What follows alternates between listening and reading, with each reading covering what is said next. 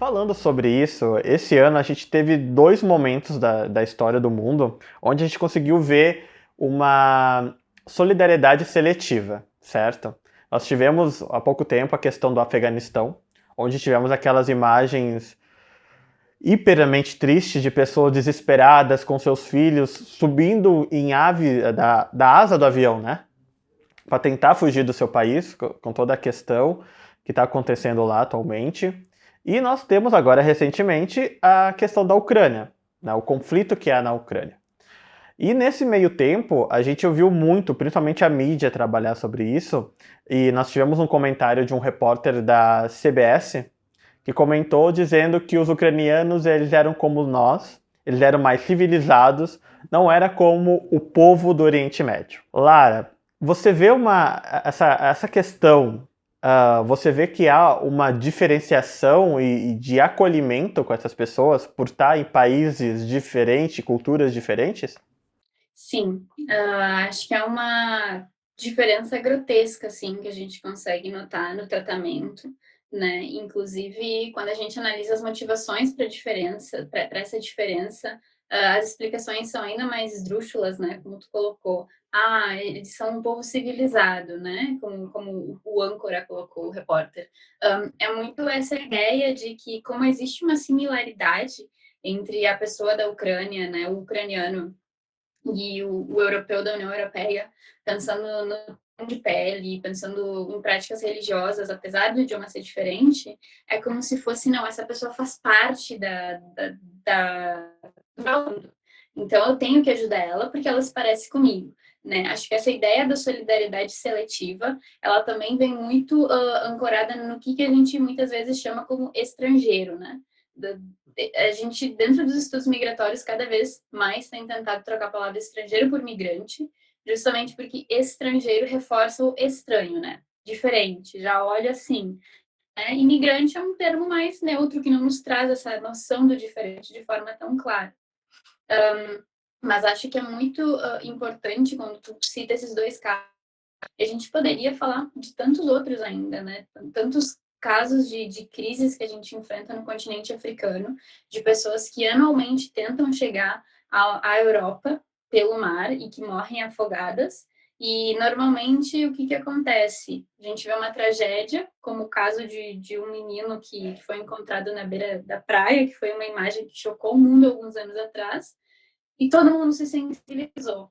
Né? A gente que triste, que pena, uma criança de 3, 4 anos, né? Mas a gente também não pensa nessas crianças de 3, 4 anos que morrem afogadas, a gente só não enxerga elas, né?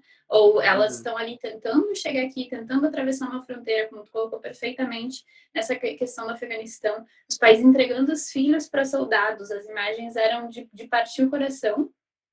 E é aquela coisa, né? Muitas pessoas falam, ah, coitados, mas eles são assim mesmo. Eles são assim há anos. É como se fosse uma coisa tipo, ali o conflito faz parte, né? Mas aqui do lado, na Uhum. Ucrânia, né, sendo que eu moro aqui na Polônia, na Alemanha, na França, isso não é comum pra gente. A guerra ela não faz parte, né? Uhum. Então, é muito triste da gente ver como fica claro, e fica claro, inclusive, quando a gente liga a televisão ou abre um jornal online e vê as manchetes, de ver como essas pessoas elas estão sendo consideradas com um valor humano diferente das pessoas que estavam na mesma situação, mas não tinha a mesma comoção. Né? Então, o que é interessante da gente se questionar o que a gente vê quando a gente olha para o outro. Né? O que Uhum. o outro tem que ter, que características físicas, principalmente, que a gente tem que olhar e se identificar para essa pessoa ela ter o mesmo valor que a nossa vida tem. Né? Que basicamente o que a gente está vendo nessa solidariedade seletiva é isso, né? Ah, tá, se parece comigo, se tem alguma similaridade, né? Se eu me identifico visualmente, eu noto que isso também me afeta. Se não, Uhum. eu jogo ali na lista de coisas que acontecem, mas eu deixo esquecidas, né? Sim. Ontem, eu estava lendo mais sobre a questão da Ucrânia, enfim, e principalmente essa questão dos refugiados. Um dos dados é que o que foi arrecadado ano passado, durante o ano todo, em poucas semanas foi arrecadado para a Ucrânia, né? Daí a gente reforça essa questão, sim, há uma seleção dessa questão de solidariedade, sim, né? Para tu imaginar que durante um ano todo arrecadaram um certo X de valores de objetos, coisas, e durante, vamos dizer que o conflito está nem um mês, 2 semanas, arrecadaram já tudo isso para os ucranianos, então há sim uma questão de preconceito aí, né? Ela não é muito comentada, mas ela existe, né? Claro, exato. Acho que é muita diferença do acolhimento, né? De como nós escolhemos quem é que deve ser mais ou menos acolhido. E nesse sentido, me lembra muito a situação que eu venho acompanhando aqui nos jornais. Eu estou em Frankfurt, né? Mas foi possível ver em Berlim, que é mais perto da Polônia, então mais refugiados ucranianos têm entrado por essa fronteira para a Alemanha, de ver fotos de pessoas em estação de metrô com cartazes dizendo: tenho um quarto, tenho 2 quartos, posso ficar com tantas pessoas ucranianas na minha casa, né? Pessoas pegando o carro privado delas, indo até a fronteira para realmente pegar essas pessoas e levar para dentro do país. Tipo, nesse sentido, a gente está vendo todo um altruísmo que é muito importante, que é muito necessário, né? Eu digo bonito, mas não é nem bonita a palavra, é realmente necessário, como a gente deve se comportar quando está enfrentando uma crise humanitária, né? Que nos afeta como sociedade global. Mas o mais triste de tudo isso é ver que é uma solidariedade seletiva.